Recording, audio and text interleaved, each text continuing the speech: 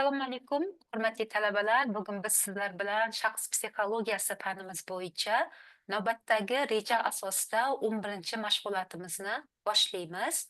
Mavzuyimiz shaxs taraqqiyotining psixotik, chegaralangan va nevrotik darajalari deb nomlanadi. Ushbu mashg'ulotimiz mavzusi bo'yicha biz quyidagi 3 ta reja asosida ma'lumotlarni taqdim etamiz. Birinchisi shaxs tuzilmasining nevrotik darajasi, ikkinchisi shaxs tuzilmasining cheklanganlik darajasi va uchinchisi shaxs tuzilmasining psixotik darajasi deb nomlanadi. Ya'ni aynan o'sha shaxs rivojlanishida, shaxs tuzilmasidagi, shaxsning o'sha xarakteridagi, shaxsning xulq-atvoridagi buzilishlarni ham, ya'ni patologik jihatlarni ham biz o'sha nevrotik darajasiga ko'ra ajratamiz, cheklanganlik va psixotik darajalariga ko'ra nima qilar ekanmiz, ajratib o'rganar ekanmiz. Ushbu mavzu yuzasidan biz sizlarga quyidagi asosiy va qo'shimcha adabiyotlarni tavsiya etamiz. Dilbar Muhammedova hammuallifligida tayyorlangan umumiy psixologiya darsligi bu asosiy adabiyot hisoblanadi va ingliz tilidagi Schultzning shaxs nazariyalari deb nomlangan adabiyot ham asosiy adabiyot va bundan tashqari Ergash G'oziyev hammuallifligida tayyorlangan umumiy psixologiya darsligi hamda ingliz tilidagi David Mersning psixologiya adabiyoti qo'shimcha adabiyot sifatida tavsiya etiladi. Siz bugungi 11-mashg'ulotimizning mavzusi bo'yicha to'laqonli va batafsil ma'lumotlarga ega bo'lishda, fanimiz yuzasidagi barcha mavzular bo'yicha ma'ruza, seminar, mustaqil ta'lim mavzularini o'zlashtirishda, mustaqil ta'lim topshiriqlarini bajarishda ushbu biz sizlarga taqdim etilayotgan asosiy va qo'shimcha adabiyotlardan asosiy manba sifatida foydalanishlaringiz uchun biz sizlarga tavsiya etamiz.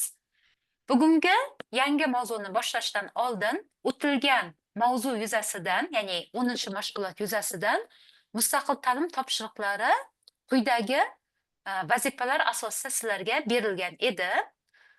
Aynan shu mustaqil ta'lim topshiriqlariga tayyorgarlikni bilishimiz uchun, aniqlashimiz uchun, ya'ni savol-javob qismini boshlaymiz. Marhamat, guruhda kim boshlab beradi? Demak, 10-mashg'ulotimiz bo'yicha quyidagi mustaqil ta'lim topshiriqlari sizlarga topshirilgan edi. Ya'ni sotsiogenezda shaxs tushunchasini o'rganing va uning tahlilini amalga oshiring. Shaxsning ijtimoiy muhitda rivojlanishiga ta'sir etuvchi qanday omillar bor, uni bir real hayotiy misol bilan tushuntirib berishga harakat qiling. Sotsializatsiya jarayoni deymiz, ya'ni shaxsning ijtimoiylashuv jarayoni. Demak, aynan o'sha shaxsning ijtimoiylashuv jarayoni, demak, shaxsning o'sha psixologik xususiyatlarini rivojlanishda ahamiyati qanday? Shaxsning identifikatsiya jarayoni o'rganib, ularga qanday ta'sirlari bor? Shular haqida ma'lumotlarni bering. Madaniyat va tarixi, ya'ni shaxsning o'sha madaniy jihatdan, tarixiy jihatdan rivojlanishda axloqiy qadriyatlar, ijtimoiy rollarimizning o'rni qanday ekan? Shu xususda ma'lumotlarni, o'sha tayyorlagan ma'lumotlaringizni taqdim etishingiz kerak. Xo'p, marhamat. Kim boshlab beradi? Sotsiogenezda shaxs o'zi nima ekan? Bu tushunchaga qanday ta'rif beramiz? Shaxsning rivojlanishida sotsiogenez deyapti bu yerda. Marhamat.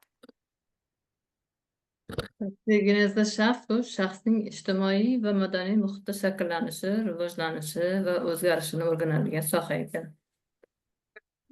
Bu jarayonda shaxsning jamiyat bilan o'zaro aloqalari, uning madaniyat, an'analar va ijtimoiy tizimlarga qanday ta'sir qilishi muhim ahamiyatga ega. To'g'ri, ya'ni Sotsiogenezda shaxsning ijtimoiy tajriba va madaniy elementlarga asoslangan rivojlanishi va psixologik jarayonlarni tahlil qilinar ekan. ya'ni sotsiogenezda shaxs tushunchasi aynan o'sha shaxsning rivojlanishi. Biz oldingi mavzularda ham shaxs rivojlanishida psixologik nuqtai nazardan, to'g'rimi? Aynan o'sha biologik nuqtai nazardan, sotsiologik nuqtai nazardan rivojlanishi bo'yicha olib borilgan tadqiqotlar xususida ma'lumotlarni taqdim etgan edik. Endi demak, sotsiogeneza rivojlanishiga ko'proq biz o'sha shaxsning ijtimoiy va madaniy muhitning ta'siri natijasida rivojlanishiga ko'proq urg'u beramiz. Demak, bizning o'sha shaxs bo'lib shakllanishimizda ijtimoiy muhit, ijtimoiy ta'sirning ahamiyati va madaniy muhitning ahamiyati bu bizning o'sha sotsiogeneza rivojlanishimizga nima bo'ladi? Turtki bo'ladi. Qanday misol keltira olasiz? Aynan o'sha shaxsning ijtimoiy muhit ta'siri natijasida rivojlanishiga. Marhamat, hayotiy bir misol bilan tushuntirib bera olasizmi? Biz hozir aytyapmiz, bizning, qarang, o'sha shaxs bo'lib rivojlanishimizda ijtimoiy muhit muhim deyapmiz. Hop, bunga misol keltiringchi. Ijtimoiy muhit o'sha oilada asosan birinchi menimcha. Oiladagi muhitda qanaqadir ta'sir qilishi o'sha ota-onasi Hmm. ota-ona bilan bo'lgan munosabatlari, o'sha yashash sharoitlari menimcha ta'sir qiladi birinchi o'rinda. Atrofdagilari biz Bog'chaga boradi, bog'chadagilar keyin sekin-sekin do'stlari. biz Konstantin Platonovning qiziqarli psixologiya degan kitobidan misol keltirgan edik, Amola va Kamola degan qizlar haqida eslaymizmi? Ya'ni bo'rilarning taqdir taqozosi bilan ular bo'rilarning to'dasiga tushib qolgan va uni keyin tadqiqotchilarimiz, olimlarimiz topib oladi-yu. Va shunda topib olgan paytda umumiy psixologiyadan biz shaxs mavzusida bu misolni tushuntirib bergan edim. Va shunda qarang, endi taxminiy yosh beradi. Opa singil ikkalasi, lekin ularni o'sha olimlar topib olgan paytda xuddi boyagi bo'rilarning, ya'ni o'sha hayvonlarning qattiq harakati ularda juda ham kuchli bo'ladi-da. Ya'ni nutq umuman yo'q. Tasavvur qiling. Nutq umuman yo'q. Topib olgan paytda taxminan 7 yosh deb beradi Kamolaga, opasiga. Qarang, 7 yosh. Tasavvur qilib ko'ring, 7 yoshda qiz umuman gapirishni bilmaydi. Boyagi barcha xatti harakatlari hayvonlarday. Masalan, 4 oyoqlab yuradi, qarang, qishi yozi kiyim kiymaydigan bo'ladi. Boya tadqiqotchilarimiz topib olgandan keyin kiyim kiydiradi u qizlarga. Yetib tashlaydigan bo'ladi. Keyin anaqa bo'rilarni bilamiz-ku, kechasi qanday ovoz chiqaradi? Xuddi shunday ovoz chiqaradigan bo'ladi. Hattoki ovqatlantirganda ham bo'rilarday ovqatlanadi. Masalan, tasavvur qiling, itga ovqatni qanday beramiz biz? Xuddi shunday. Qo'lda yemaydi. Albatta. Endi mana shuni biz ijtimoiy ta'sir, ya'ni atrofdagi odamlarning muhitidan nima qilmagan u? Yashamagan. Endi taqdir taqozosi, albatta, hayvonlar bilan, bo'rilar bilan yashagan unday misollar juda ham ko'p. Tadqiqotchilarimiz aynan shu bunday anaqa misollarni ko'p keltirib o'tadi. Konstantin Platonovning kitobida bor. Nimamizda ham buning PDF varianti ham internetda bor. Agar siz Platonov qiziqarli psixologiya desangiz, skachat qilib olishingiz mumkin. Va shunda aynan o'sha shaxsning taraqqiyotida muhitning ta'siri qanday, ongi ham yo'q. Endi qarang, shu ikkita qizlar ong ham rivojlanmagan. Lekin uni qarang, ular 10 yilcha yashaydida, topib olganda kichkinasi ko'p yashamaydi, vafot etadi. Lekin Kamola esa 10 yil yashaydi. 10 yilda tajribada bo'ladi. U doim olimlarning e'tiborida bo'ladi-da, o'rgatadi unga boyagi shaxs sifatlarini nima qilib rivojlanishi bo'yicha, boyagi qanday ovqatlanamiz, qanday muloqot qilishga hammasini o'rgatadi. Lekin o'rganadim domla. Nima deysiz? Gapirishda ham o'shandan keyin o'rganadim. Albatta, lekin natija yaxshi natijaga erisha olmaydi. Ya'ni bor yo'g'i 40 ta so'zni o'rganadi, tushunchani. Masalan, kitob deb o'rganishi mumkin, daftar deb o'rganishi mumkin, lekin uning mohiyatini tushuntirib bera olmaydi.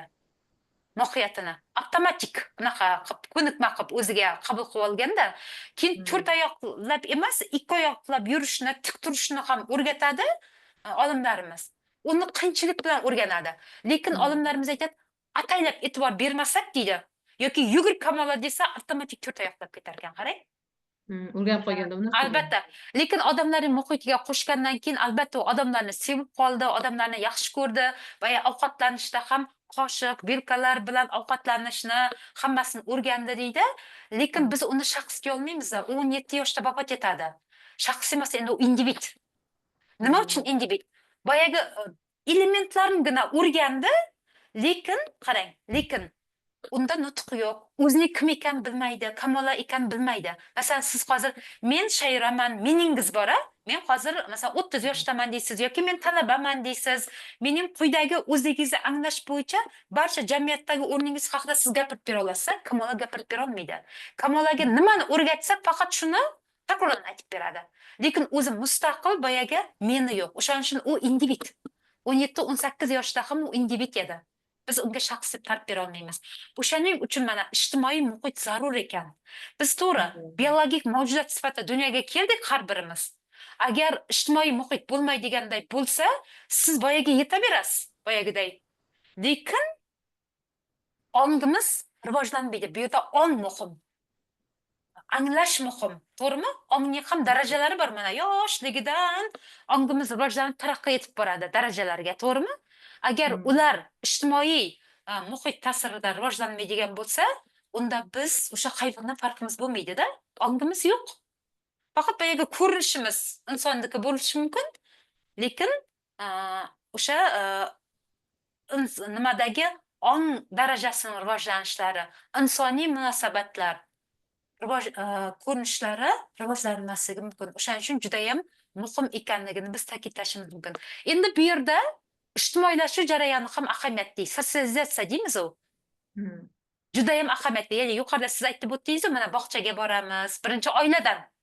Ya'ni o'sha albatta, chunki bizning shu ijtimoiylashuv nimamizning obyektlari, jarayonimizning obyektlari eng birinchi oila. Masalan, qarang, chaqaloq tug'ildi. O'sha chaqaloq shu oilaga, ya'ni ota-ona o'z oilasida mana ota-ona bor, boshqa oila a'zolari bor. Demak, eng dastlabki bizdagi har bir o'sha xususiyatlarimiz bo'ladimi, sifatlarimizning rivojlanishi bo'ladimi, ota-onadan olamiz. Bizga namuna shablon ota-ona. O'shaning uchun go'daklar, yosh bolalarimiz, hattoki o'sha bog'cha yoshidagi bolalarimiz ham shu oila a'zolaridan, endi ota-ona, buvilar ham bo'ladi, endi bir nechta oila a'zolari bor. Ulardan albatta ulardan nima qiladi? To'g'ri ko'chirib oladi. Lekin ko'chirib olishda, andoza olishda bitta tomoni borda, biz ularga nima bo'lamiz-da? Ularga biz o'rnak bo'lamiz u. Lekin biz ijobiy tomonlarimizni albatta rivojlantirib, salbiy tomonlarimiz uchun ishlashimiz kerak. Masalan, xarakterimizda ham. Qaysidir xarakterimiz salbiy xarakterimiz bo'lsa, biz uni bartaraf etishga biz kattamiz endi. Harakat qilishimiz kerak. Chunki bola bu yaxshi yoki bu yomon xarakter deb ajratib o'tirmaydi. Men buni olaman onamdan, otamdan buni olaman demaydi. Masalan, otada qaysidir salbiy odat bor-a, odat, salbiy odat. Masalan, ichimlikka ruju qo'yishi, masalan. Yoki bo'lmasa, oila davrasida dasturxon atrofida o'tirganda ham, masalan, behurmatlik bilan turmush o'rtog'iga munosabat bildirishi. Buni bola noto'g'ri deb o'ylamaydi. Bola u hali go'dak, u hali kichkina. Demak, u to'g'ri ekan deydi. Demak, onaga turmush o'rtoqqa nisbatan shunday munosabat bo'lishi kerak ekanda deydi, o'ziga oladi. Ya'ni boyaga albatta mana ong ostiga bu shakllanib boraveradi. Ertaga u katta farzand bo'lib, katta shaxs bo'lib rivojlandi, o'smir bo'ldi, o'spirim bo'ldi, oilali bo'ldi. Endi albatta boyagi munosabatni, o'sha yoshlikda olgan munosabatni endi u ham turmush o'rtog'i qo'llay boshlaydi. Chunki ong ostida bor. O'shaning uchun aytamiz, mana chaqaloq dunyoga kelganda oppoq qog'oz bo'ladi u.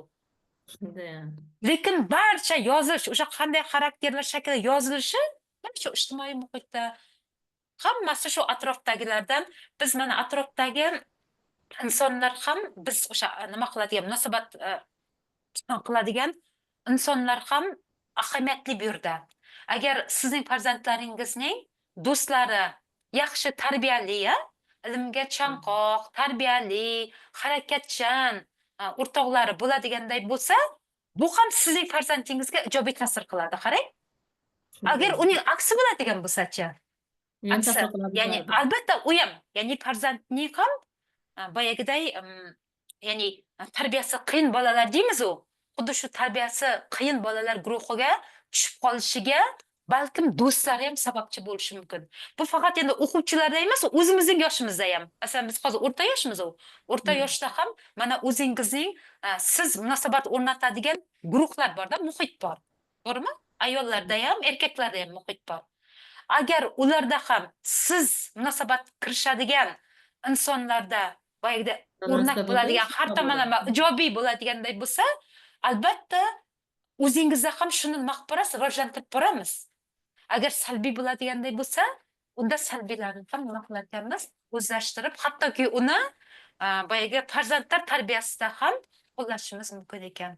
O'shaning uchun albatta biz o'sha o'quvchilar bilan ishlaganimizda yoki oilada farzandlar bilan ishlaganimizda ham muhit ahamiyatli ekanligiga e'tibor qaratishimiz kerak. Oilada ham, demak, har birimizning salbiy odatlarimiz bor. Bu bolaga o'tmasin, bola uni o'zlashtirmasin. Buning uchun uni yo'qotishimiz kerak, salbiy odatlarni, to'g'rimi? O'zimizda. Va keyin qo'shnilar bilan munosabat kirishda ham boyagiday ijobiy tomonlarga yoki bo'lmasa maktabda do'sting kim? Har bir o'quvchimizning o'zini kelisha oladigani boyagi do'stlari bo'ladi, sinfdosh do'stlari. U ertaga o'quvchi bo'ldimi, o'spirin bo'ldimi, albatta ularning do'sti kim, u aralashadigan muhit qanday oiladan tashqari. Aytadi-ku, do'sting kimligini aytmasang kimligini aytaman deb. Mhm. Ko'rsatadigan davralari qanaqa bo'lsa, bola ham shunday o'shanga qarab moslashadi-da. Albatta. O'shaning uchun har bir yosh davrda mana sizlar bilan biz rivojlanish psixologiyasi fanini o'qiganmiz-u.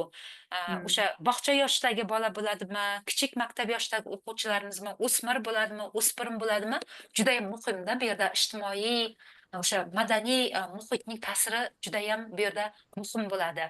Chunki ularda hali o'smirlarimizda ham mana yoki bo'lmasa bog'cha yoshidagi bolalarimizda ham hayotiy tajriba yo'q. Boyagiday hayotiy tajriba yetishmasligi natijasida ham ayrim boyagi salbiy nimalarni o'ziga o'zlashtirib olishi mumkin-da. Ya'ni u boyagi uning yomon ekanligini, yomon odat ekanligini farqiga anglamaydi-da, to'g'ri deb qabul qiladi. Lekin biz unga albatta o'shanishni qiziqishimiz kerak biz. Mana maktabda siz agar o'qituvchi bo'lib faoliyat yuritadigan bo'lsangiz, o'qituvchi sifatida ham oilaviy muhiti haqida ma'lumotga ega bo'lishingiz kerak-da. Va oilada ota-ona ham. Masalan, siz hozir ota-onasiz farzandlaringiz bilan albatta qiziqib, siz sinfdoshlaridan, sinf rahbaridan yoki fan o'qituvchilari, masalan, qaysidir o'qituvchi matematikadan darsga kiradi, qaysidir o'qituvchilari sportdan kiradi, qiziqib so'rashimiz kerak. Qanday o'zini nima qilyapti? Shu maktabda o'zini namoyish etyapti, qanday xulq-atvorga ega bo'lyapti? Agar ma'voda qaysidir aniqlanadigan bo'lsa, salbiy jihatlar. Endi bu degani bolani urishish emas. Endi siz tarbiya yo'li bilan shuni nima qilish, tuzatib borish. Albatta, tarbiya yo'li bilan u tuzatilib boradi, to'g'rimi? To'g'ri Lekin yo'naltish. bola lekin masalan ko'proq ota-onasini aytganini emas, ko'rganini qiladi deyishadi-ku. To'ppa-to'g'ri. Manda singlim aytadi-da, o'zimni singlim aytadi, man deydi, qarasam deydi, hamma telefon qo'yib o'tirsa, bolam ham shu telefonga qiziqyapti deydi. Keyin deydi, shundan keyin deydi, faqat kitob o'qiydigan bo'lib qoldim deydi. Erim ikkalamiz kitob o'qib o'tirsa, keyin o'zi deydi, kichkinalarim deydi, kitobga qiziqib, kitob qiziq bo'lsa kerak deb, kitobga yana qiladi deydi-da. Bunday manimcha shu baribir ta'sir qiladi. Ota-ona birinchi o'rinda manimcha ota-onada. Albatta, ota-ona. Ota-ona biz ularga nimamizda namunamiz, haqiqatan ibratmiz. Masalan, bolaga ta'siri bo'lmaydi. Bolalarning boya qiziqishi har xil, to'g'rimi? Hammaning. O'shaning uchun ham masalan, siz kitob o'qi desangiz, bittasiga ta'sir qiladi, ikkinchisiga ta'sir qilmasligi mumkin-da. Uning uchun siz kitob o'qi emas. Agar shu oilada mana bizga qarab nima qiladi, ota-onaga qarab, biz masalan siz ishdan keldingiz, har kuni deyarli yarim soat bo'lsa ham kitob o'qiyapsiz-da. Shuni ko'ryapti. Albatta, demak, shuni nima qiladi? O'zlashtiradi kitob o'qishga ham. Yoki mana mehnatda tarbiyalashda ham xuddi shunday. Masalan, qizlarimizni uy ishlariga o'rgatishda ham birinchi o'zimiz qanday tozalikka rioya qilishimiz yoki o'sha ovqat qilish jarayonlarini ham masalan yoki uyni ozoda tutish jarayonlarini otalarimiz ham boyagi mehnat, masalan, boyagi nimada ishlasha, o'sha mehnat jarayonidagi ustachilik bo'ladimi mayli, o'shani kichik qismin bo'lsa ham ko'rsatib borish kerak bo'ladi. Bola shuni ko'rib, keyin o'rganib boraveradi. Mana qizlarimiz ham, demak, uyda ozodalikni qanday rioya qilishimiz kerak yoki ovqatlanish jarayoni yoki ovqatni tayyorlash jarayonida nimalarga e'tibor berish kerak onadan va o'g'il bolalarimiz ham otadan. Mana shu ozgina o'sha mehnat faoliyatidagi. O'shaning uchun aynan shu muhitda tarbiya topayotgan farzandlarga demak, ota-ona va uning atrofdagilari va albatta maktab, bog'cha asosiy o'sha ijtimoiy jarayonning asosiy obyekti bo'lib xizmat qiladi. Biz o'sha shaxs bo'lib ijtimoiy jihatdan ham, madaniy jihatdan ham nima qilib borar ekanmiz, rivojlanib borar ekanmiz. O'shaning uchun muhim, judayam ahamiyatli ekanligini biz ta'kidlashimiz mumkin ekan. Yaxshi, demak o'tilgan mavzuni takrorlab oldik. Endi bugungi mavzumizda o'sha reja asosida ketma-ket qanday o'sha shaxs tuzilmasining nefrotik darajalari bor ekan, cheklanganlik darajalari bor ekan va psixotik darajalari bor ekan, shular haqida demak ma'lumotlarni sizlarga taqdim etib boramiz. Ya'ni bugungi mavzumizda biz Kerimberg degan olimimizning aynan o'sha shaxs tuzilishidagi strukturaviy yondashuv degan tadqiqoti borda, shu tadqiqotining mohiyatini tushuntirib beramiz. Keyin Mak Williams degan olimimizning ham shaxsni o'rganishda, tadqiq etishda o'zining xarakter diagnostikasi degan izlanishlari bor, nazariyalari bor. Shular haqida ma'lumotlarni berib o'tamiz va Zigmund Freydning nazariyalari haqida ham to'xtalib o'tamiz. Ya'ni Zigmund Freydni bilamiz biz himoyalanish mexanizmlari bo'yicha, ong tuzilishi bo'yicha, ko'proq o'sha ongsizlik darajalari bo'yicha va aynan o'shalar asosida Drake nazariyalari ham bor. Shular xususida demak ma'lumotlar taqdim etib boriladi. Shaxsning ichki tuzilmasi, umuman o'sha shaxs taraqqiy etishda shaxsning tuzilmasi, uning rivojlanganlik darajasini ham o'sha nefrotik darajasiga ko'ra, cheklanganlik darajasiga ko'ra va psixotik darajasiga ko'ra insonlarning o'sha xulq-atvorida namoyon bo'lib boradi. Bu muammolarni o'z vaqtida aniqlash va ularni tahlil qilish, korreksiya qilish ham demak biz psixologlarimizning asosiy vazifamiz hisoblanadi. Birinchi rejadan boshlaymiz. Demak, Otto Kerimberg degan olimimiz o'zining izlanishlari borasida, tadqiqotlari borasida strukturali yondashuv degan nazariyani ishlab chiqadi. Ya'ni bu nima bilan bog'liq? Strukturaviy yondashuv bu shaxsning xarakter tuzilmasi bilan bog'liq bo'ladi. Biz sizlar bilan umumiy psixologiya fanida xarakter mavzusidan o'tilgan, bu haqida ma'lumotlarga egamiz. Ya'ni shaxs psixologiya fanida biz bilamizki, shaxsning xarakter xususiyatlari 4 ta darajaga ajratiladi, ya'ni 4 ta ko'rinishda namoyon bo'ladi. Ya'ni bu birinchisi, demak shaxsning faoliyatga bo'lgan munosabati doirasida ijobiy va salbiy xarakterlari shakllanadi. To'g'rimi? Bizning faoliyatga, ya'ni mehnatimizga ko'ra, o'zimizga bo'lgan munosabatimizga ko'ra, ya'ni o'zimizga bo'lgan munosabatimizga ko'ra, ikkinchidan va uchinchidan narsa va predmetlar munosabatiga ko'ra ham ijobiy va salbiy xarakterlarimiz shakllanib boradi. Va to'rtinchidan esa endi atrofdagi odamlarga munosabatimizga qarab xarakter xususiyatlarimiz, sifatlarimiz nima qilib boradi, shakllanib boradi. Endi albatta shu psixologiyadagi aynan o'sha xarakter muammosi bo'yicha o'rganilgan xususiyatlarni albatta biz o'sha 4 ta xususiyat sifat sifatida nima qilamiz? O'rganib borar ekanmiz. Shu bilan bir qatorda shu 4 ta xususiyatlar xususiyatlari bilan bir qatorda insoniy xarakterining shakllanishida ham irodaviy sifatlarimiz ham ta'sir qiladi. Bu qanday ta'sir qiladi? Masalan, o'sha sabr bardoshli bo'lishimiz, qat'iyatli bo'lishimiz, intiluvchan, jasur, botirlik, o'sha irodaviy sifatlari bor-ku, maqsad sari kurashuvchanlik sifatlarimiz esa bu bizning psixikamizning mazmuniy xossalarini tashkil etadi. Endi bizning emotsional holatlarimiz ham bor. Kayfiyatimiz bor, emotsional, ya'ni stress holati deymiz yoki depressiya holatlari deymiz. Xuddi shu emotsional holatlarimiz ham esa bu bizning psixikamizning rivojlanishining dinamik xususiyatlarini tashkil etadi. Ya'ni rivojlanishini. Demak, bu emotsional holatlar rivojlanishimizga ta'sir o'tkazar ekan, boyagi irodamiz esa shaxsning o'sha psixikasining shakllanishining mazmunini tashkil etadi deb olimlarimiz ta'kidlab o'tadi. Endi Sigmund Freydni bilamiz, shaxsning o'sha psixikasining tuzilishini 3 ta daraja asosida tushuntirib berilgan edi. Ya'ni it deymiz buni darajalarini, it va ego va super ego deb 3 ta darajaga ajratgan edik. Ya'ni ko'proq Sigmund Freyd bu yerda shaxsning shakllanishida shu anglanilmagan holatlar, ya'ni nevrozlar yuzaga keladi. Bu esa o'sha shaxsning xulq-atvorida salbiy ta'sir qiladi. Lekin o'sha it doim intilishda bo'ladi. Har bir shaxs taraqqiyotda intilishda bo'ladi. Agar u it, ya'ni o'sha ongsizlik sohasi-yu qondirilmaydigan bo'lsa, lekin uni tartibga solib turadigan tarbiya yo'li bor. To'g'rimi? Tarbiya. bu tarbiya yo'li bo'lsa, bu boyagi super ego hisoblanadi. Bu mumkin emas. Demak, uni o'sha boyagi yomon ishlardan, yomon xatti-harakatlardan nima qilib turadi? Ogohlantirib, unga yo'l bermaydigan bu albatta super ego hisoblanadi. Biz u nazariyasidan bilamiz.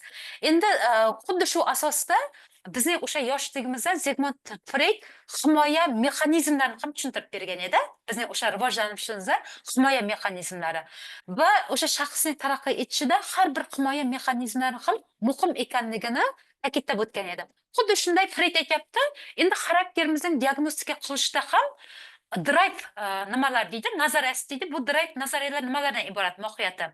Boya aytib o'tganday, agar bizdagi psixikamizdagi 3 ta daraja bor-u, 3 ta darajadagi yoki bo'lmasa himoya mexanizmlarimiz bor-u, Freydning. O'sha himoya mexanizmlari yosh bosqichlarda biz kichik maktab yoshi bo'ldikmi yoki go'daklik bo'ldikmi yoki o'smir bo'ldikmi, o'sha xususiyatlarimizda agar shu himoyalanish mexanizmlari aniq namoyon bo'lmay, ma'voda qandaydir patologiyaga uchraydigan bo'lsa, unda insonning xarakterida buzilishlar yuzaga keladi deb tushuntirib beradi. Xo'p, uni esa Zigmund Freyd Drake nazariyalari deb maqib berdi, tushuntirib berdi.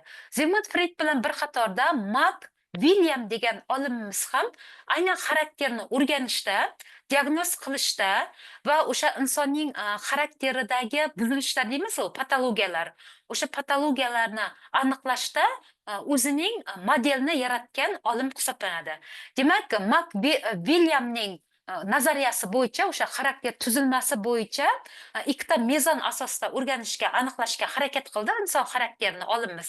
Birinchidan deydi, shaxs tuzilmasini, rivojlanish darajasini baholash dedi. Ya'ni buni esa olimimiz Freydning olib borilgan boyagi tadqiqotlari asosida, boya himoyalanish mexanizmlari asosida tushuntirib berishga harakat qildi. Bu yerda o'sha shaxs tuzilmasida ham mana yosh xususiyatlarimiz bor-u. Masalan, deydi, go'daklik yoshida yoki bola 1 oylik bo'ldi yoki 3 oylik bo'ldi, bola 2 yosh bo'ldi yoki bola esa 3-4 yosh bo'ldi, bola 7 yosh bo'ldi. Har bir davrdagi rivojlanishlar bor-u, o'sha rivojlanishlarda, taraqqiyotlarda, taraqqiy etishlarda, psixik taraqqiyotda ham, fiziologik taraqqiyotda ham agar masalan buzilishlar yuzaga keladigan bo'lsa, aynan ular esa endi shaxsning xarakteriga qanday ta'sir qiladi? Birinchi tuzilmada olimimiz shuni tushuntirib berdi. Birinchi mezoni shundan iborat bo'ldida va ikkinchi mezon esa shaxsning himoya uslubi yoki xarakter tipi diagnostikasi deb nom berdi. Ya'ni xarakter ham bir necha o'sha turlarga bo'linadi. Masalan, shizoid xarakter tipidagi yoki psixotik xarakter tipidagi insonlar bor deymiz. Yoki bo'lmasa, xarakter mavzusidan o'tganmiz, xarakter aksentuatsiyasi bor-u. Undan ortiq Leongartning nazariyasi bor. Xuddi shu aksentuatsiyaning ham namoyon bo'lishiga qarab, demak, olimimiz o'sha uni himoya uslubi yoki xarakter tipi diagnostikasi mezoni asosida shaxslarni o'rganishga harakat qildi. Demak, shu ikkita mezon asosida ham biz aytishimiz mumkin. Buni albatta biz sog'lom odamlarda ham biz buni o'rganib boramiz. Ya'ni xarakter buzilishi ham albatta bu sog'lom odamlarda uchraydi.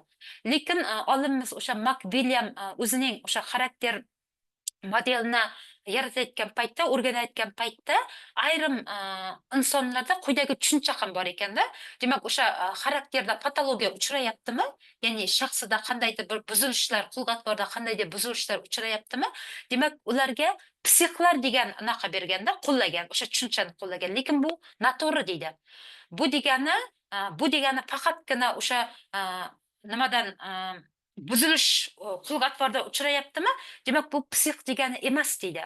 Ya'ni har qanday sog'lom odamda ham, har birimizda albatta taraqqiy etishimizda qaysidir xususiyatning yoki qaysidir o'sha xarakter xislatlarining, qaysidir xarakter sifatlarining patologiyaga uchrashi natijasida har qanday sog'lom odamda ham uchraydi.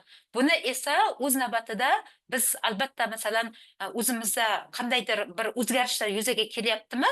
Psixiatrga, psixologga murojaat qilishimiz lozim bo'ladi. Xo'p, ya'ni mutaxassislarga murojaat qilish lozim bu yerda.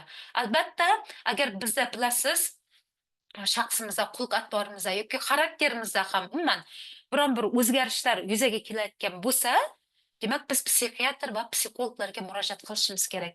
Shuni tushuntirib beradi bularning nazariyasi. Xo'p, masalan deylik, masalan, sizda bu shaxs buzilishini qanday aniqlaymiz? Masalan, men o'zimga baho berishimda, mana menimiz bor, o'zimizni anglash. Men o'zimga baho berishimda to'g'ri baho bera olmayapman. Masalan, men deylik, o'spirin yoshidagi shaxsman. Yoshim masalan 19 da, o'spirinman.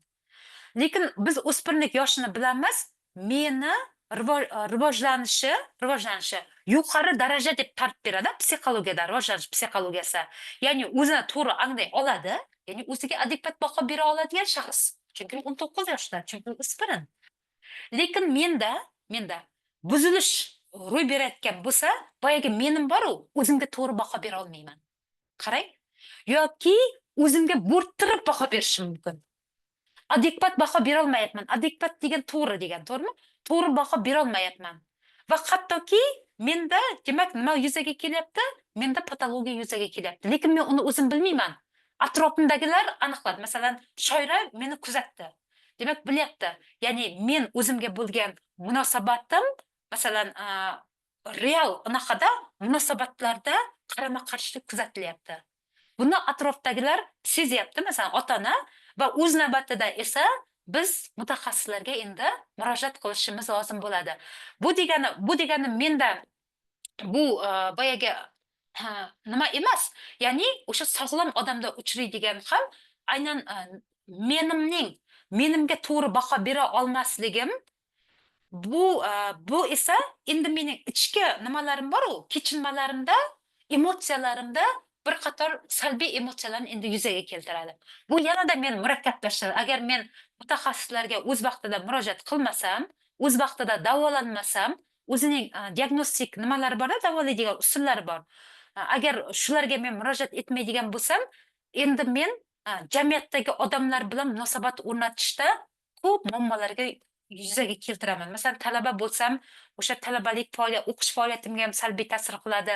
Ishlaydigan bo'lsam, hamkasblarim bilan munosabat o'rnataman, munosabat o'rnatishda, o'sha mehnat faoliyatimda ham bir qator muammolarni yuzaga keltirishga sabab bo'ladi. Xo'p, o'shaning uchun albatta shaxsning rivojlanishida har bir o'sha taraqqiy etishda u yosh bola bo'lsin, bog'cha yoshi bo'lsin, u o'quvchi bo'lsin, o'spirin bo'lsin, o'rta yoshdagi insonlar bo'lsin, albatta bizda aynan shaxs nimamizda, xarakterimizda bo'ladimi yoki xulq atvorimizda albatta nimalar yuzaga kelar ekan, patologiyalar uchrashi mumkin bo'lar ekan.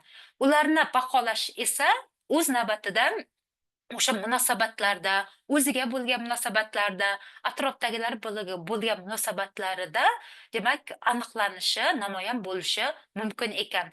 Endi aynan insonlarni o'sha psixotik darajasi bo'yicha, nevrotik darajasi bo'yicha yoki cheklanganlik darajasi bo'yicha o'rganish bu 20-asrning o'rtalaridan rivojlana boshladi bizning psixologiya fanimizda.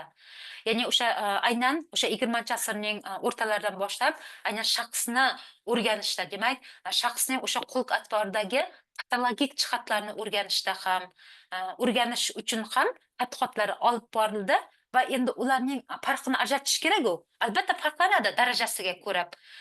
Nevrotik darajalarda qaysi sifatlar namoyon bo'ladi xulq atvorida yoki nefrotik darajalarda qaysi sifatlar aniqlanadi xulq atvorida yoki cheklanganlik darajasida qaysi xulq atvorlar aniqlanadi, bu esa shu olib borilgan tadqiqotlar, olimlarimizning izlanishlari bo'yicha nima qilindi, aniqlandi, o'rganildi va ularga tashxis qo'yildi deyishimiz mumkin. Aynan o'sha Mark William degan olimimiz ham hozirgi o'sha shaxsning tuzilmasida, ya'ni patologik nuqtai nazardan psixotik, cheklanganlik, nevrotik darajasi bo'yicha inson xarakterini o'rgandi-yu, o'rganish jarayonida ko'proq o'sha Zigmund Freudning olib borilgan tadqiqotlariga va Eriksenning tadqiqotlari asosida suyanishga va ilmiy izlanishlar olib borishni davom ettirgan. Chunki Eriksenni bilamiz, Eriksen esa shaxsning taraqqiy etishini 8 ta davrga bo'lgan edi. Shu tug'ilgandan to qarilik davrigacha sakkizta davrga bo'lib o'tdi va sakkizta davrning har birida yetakchi bo'lgan faoliyat xususiyati bor edi. Masalan, maktab yoshida o'quv faoliyati ustun bo'ladi, bog'cha yoshida o'yin faoliyati ustun bo'ladi deganday har bir yoshning xususiyatini ta'kidlab o'tgan edi. Va o'sha Mak William ham shu psixotik daraja xarakter o'zgarish yuzaga kelishi yoki bo'lmasa nevrotik daraja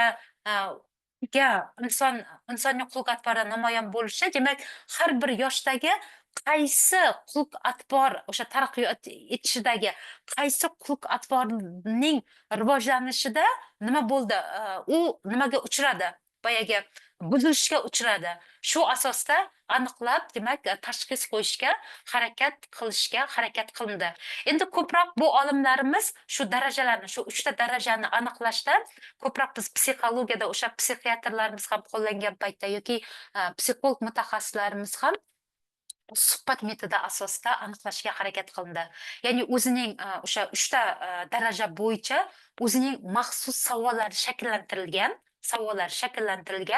Aynan o'sha savollarga boyagi nimamiz bemor deb oladigan bo'lsak, shu bemorimiz, ya'ni mijozimiz qanday javob beryapti, shunga qarab ular ajratib oldi.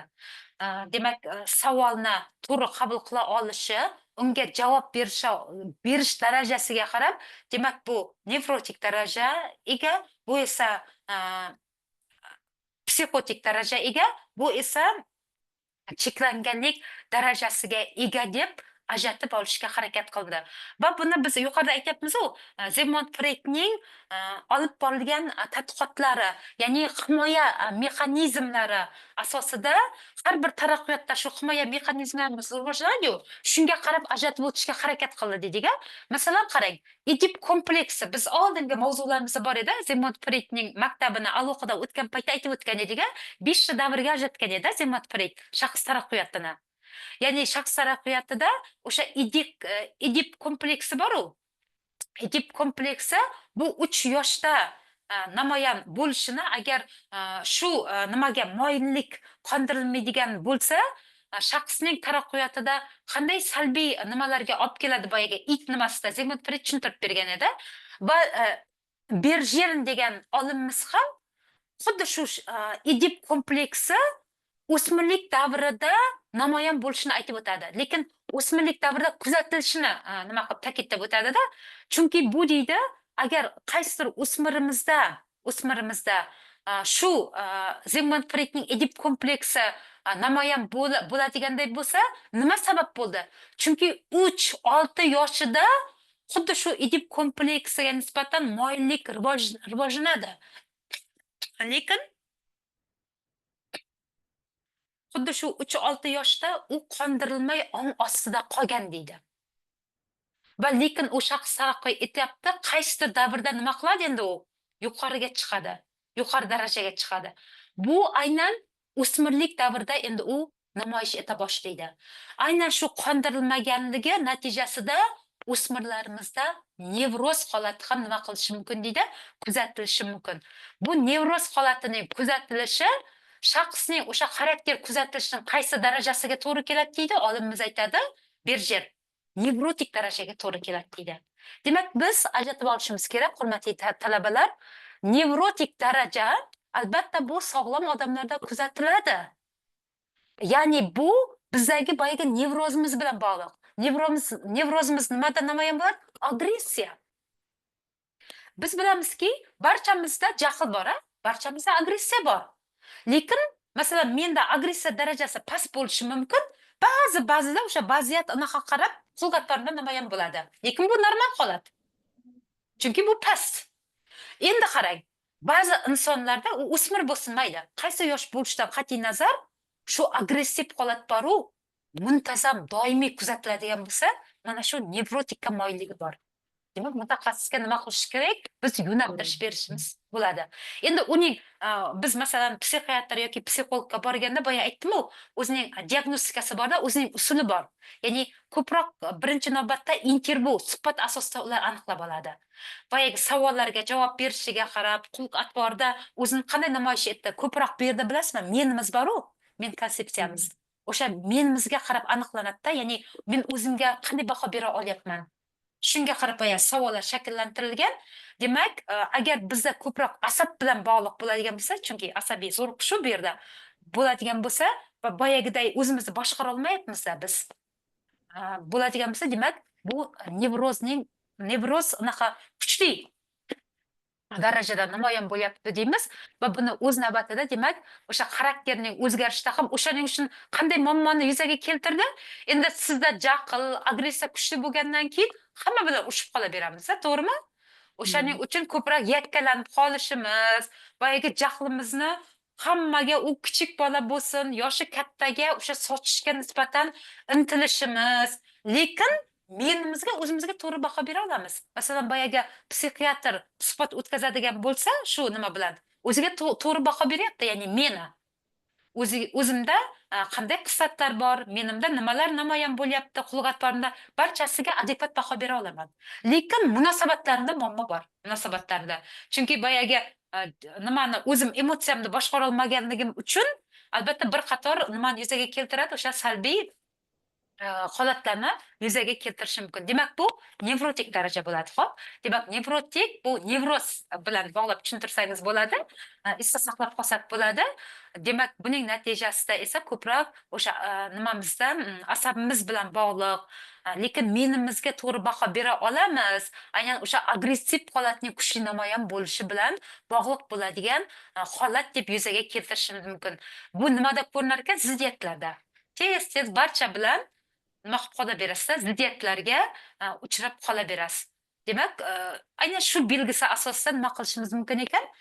Tushuntirib berishimiz mumkin ekan. Endi ikkinchi daraja cheklanganlik tuzilmasi hisoblanadi. Xo'p, cheklanganlik. Ya'ni Berjer degan olimimiz buni ham o'rganadi va o'zining quyidagi xulosasini berib tushuntirib beryapti. Berjer aytadiki, o'sha shaxs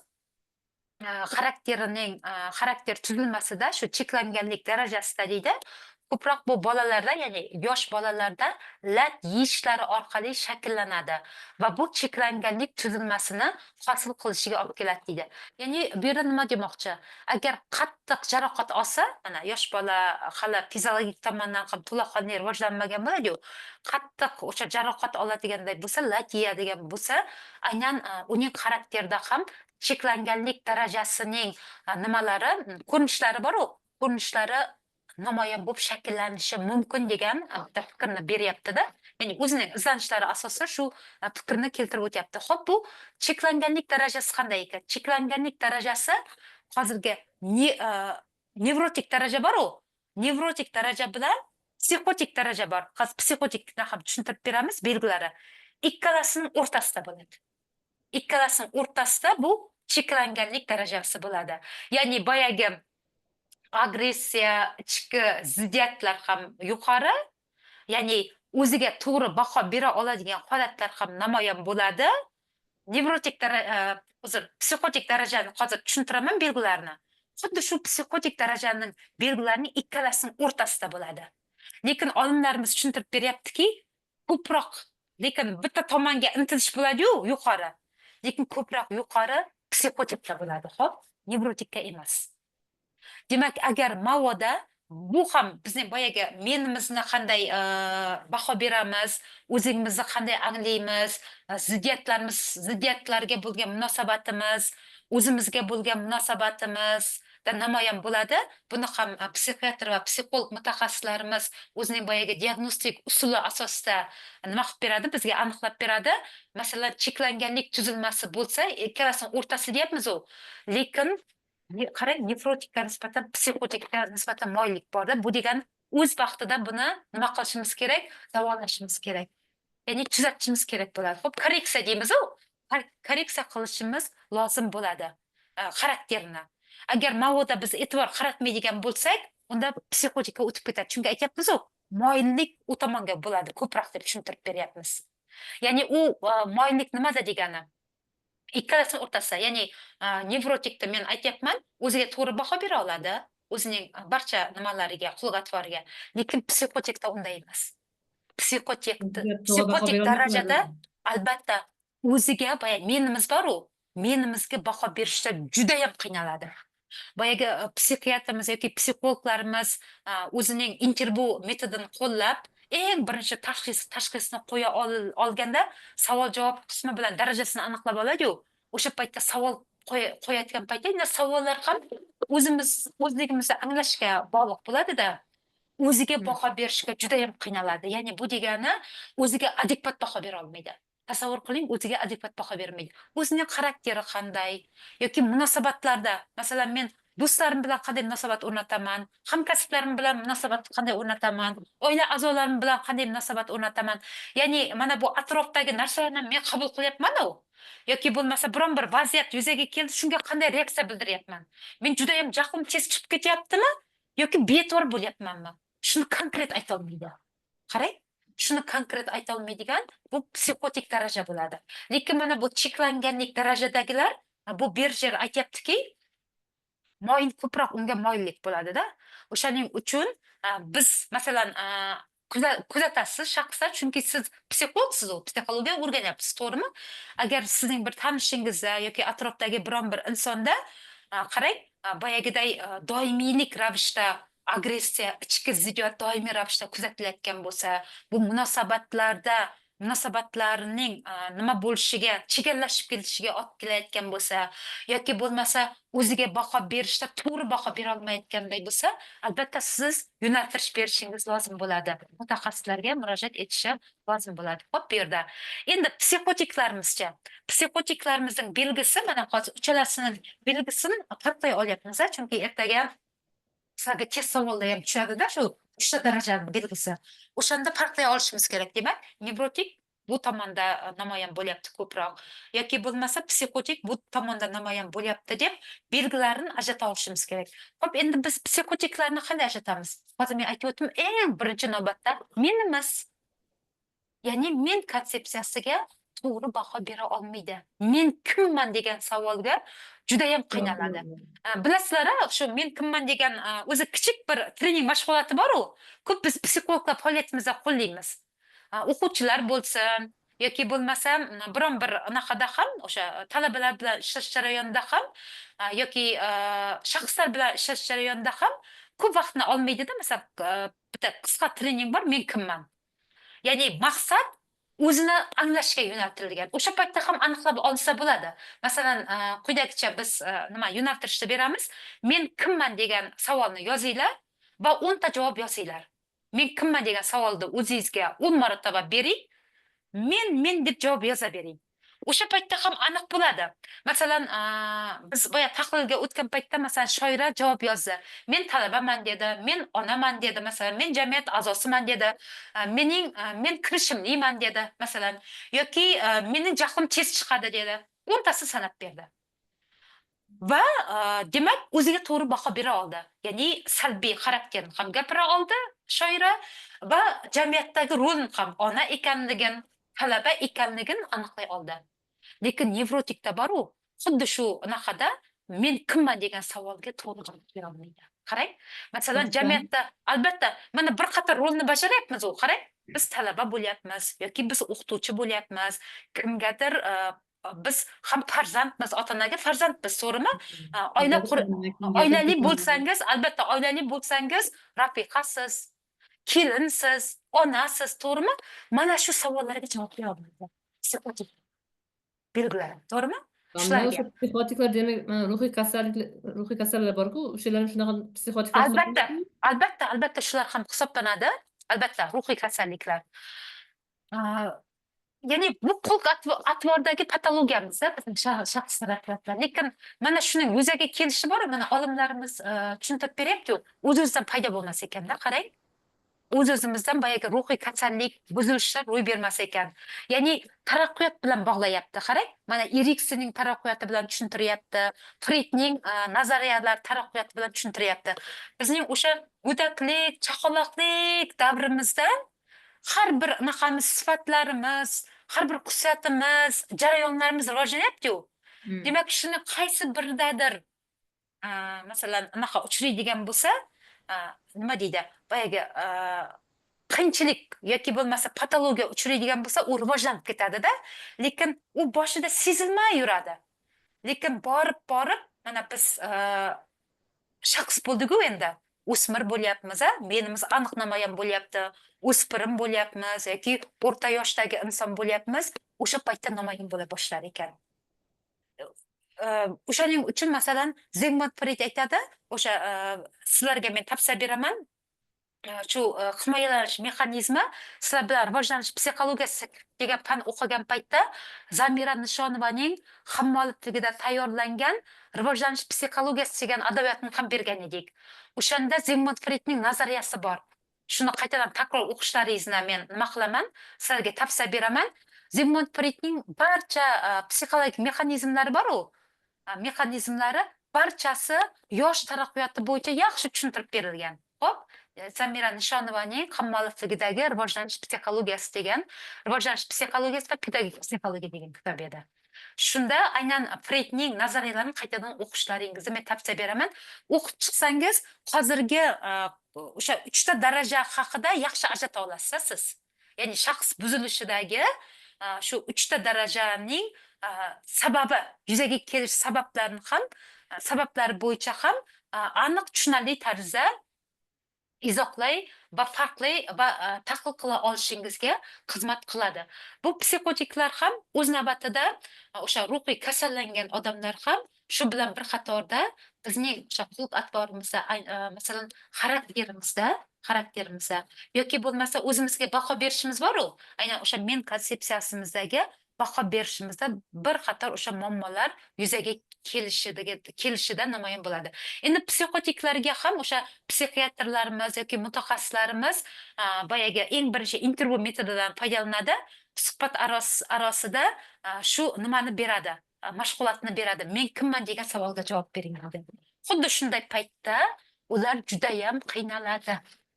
Boya nevrotiklarni aytdik. Ular ko'proq ziddiyatlar, asabiy bilan nima qiladi-da, lekin qiynalmaydi o'ziga baho berishda. Lekin bular qiynaladi. Shu savolga qiyinchilik bilan javob beradi. Keyin javob beradi, lekin to'g'ri javob bermaydi-da, xato, barchasiga xato javob beradi.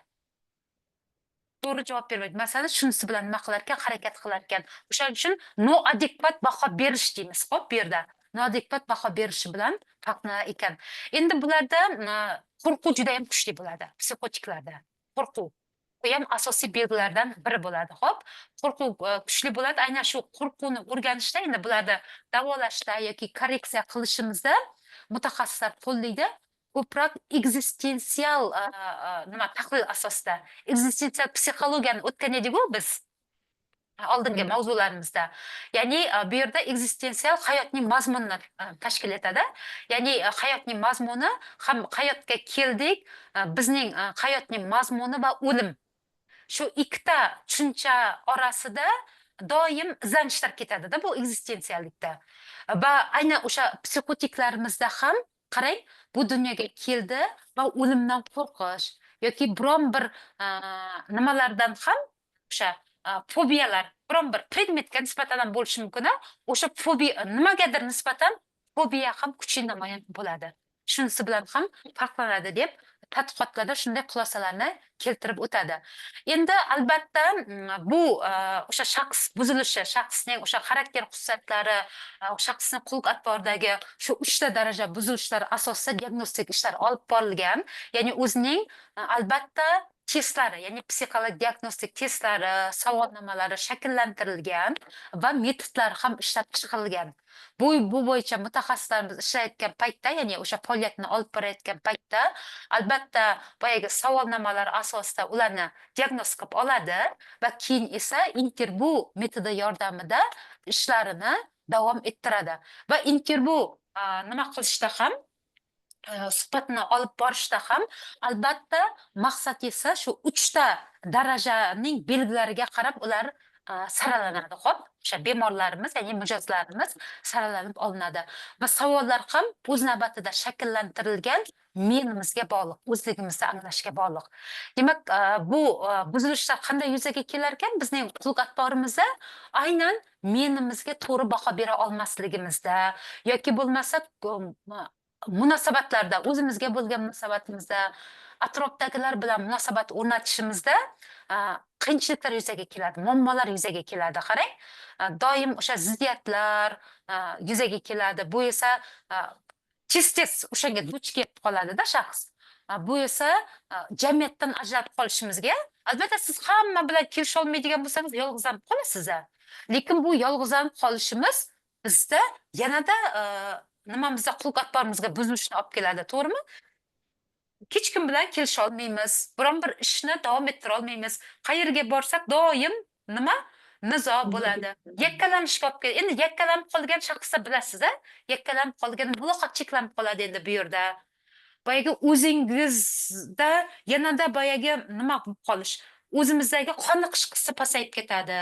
Qarang, bu esa endi boyagi nimani bir qator o'sha munosabatlarni ham nima qilib qo'yaveradi, cheklab qo'yaveradi, chegaralab qo'yaveradi. Va keyin boyagi yanada qiyin bo'lgan nimalarga olib kelaveradi. Va yuqori darajalarga, boyagi salbiy yuqori darajalarga bir sababchi bo'lib qolishi mumkin. O'shaning uchun har bir taraqqiyotda ham, har bir yosh taraqqiyotda ham maqsadimiz nimadan iborat? Ularning xulq atvori to'g'ri rivojlanyaptimi? Men konsepsiyamiz to'g'ri rivojlanyaptimi? Shularga e'tibor qaratishimiz kerak. Xo'p, endi trening mashg'ulotlarini ham olib boradi, shu intervyular ham olib boradi. Bu yerda o'zi dastur ishlab chiqilgan. Masalan, shu intervyu dasturining o'zi qarang, 1,5 soatga mo'ljallangan. O'sha 1,5 soat ichida o'sha ketma-ketlik asosida boya mashg'ulotlar o'ziga to'g'ri baho berishi yoki agressiyani bartaraf etishi, emotsiyalarni boshqarish bo'yicha o'sha mashg'ulotlar bilan shakllantirilganda, ular esa intervyu shu treninglar bilan nima qilinar ekan, davom etadi. Shu bilan hurmatli talabalar, bugungi 11-mashg'ulotimizga yakun yasaymiz. E'tiboringiz uchun rahmat. Va bugungi mashg'ulotimiz yuzasidan quyidagi nazorat savollari shakllantirilgan. O'qituvchining taqdimotidan, o'qituvchi tavsiya etgan adabiyotlardan foydalangan holda shu savollarga javob topamiz va keyin mustaqil ta'lim topshirig'ini bajaramiz. Xo'p, daftarimizga bajaramiz. Bugun bizning fanimiz bo'yicha, ya'ni shaxs psixologiyasi fanimiz bo'yicha oxirgi mashg'ulotimiz, shu bilan darsimiz yakunlandi va sizlarga vazifa 11 ta mavzumiz bo'yicha taqdimotlarni men bugun Telegram guruhiga yana bir marotaba tashlab qo'yaman. Barchasini, bundan tashqari Xemesda ham joylangan, resurslar barchasi joylangan. Siz taqdimotdagi har bir mavzuni o'qib yakuniy testga tayyorgarlik ko'ring.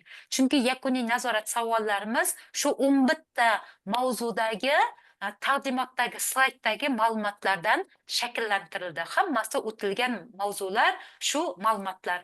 Va imtihonimizga hali vaqt bor. Shu vaqtdan unumli foydalangan holatda mas'uliyat bilan jiddiy tayyorgarlik ko'rishga harakat qilamiz. Xo'p, va topshiriqlaringizning baholanadi va ikkita topshiriq ham demak baholanib, demak sizlarga shu Xemis platformasida ko'rinadi baholangan paytingizda. Xo'p, har biringizga rahmat. Savollar bo'lsa marhamat.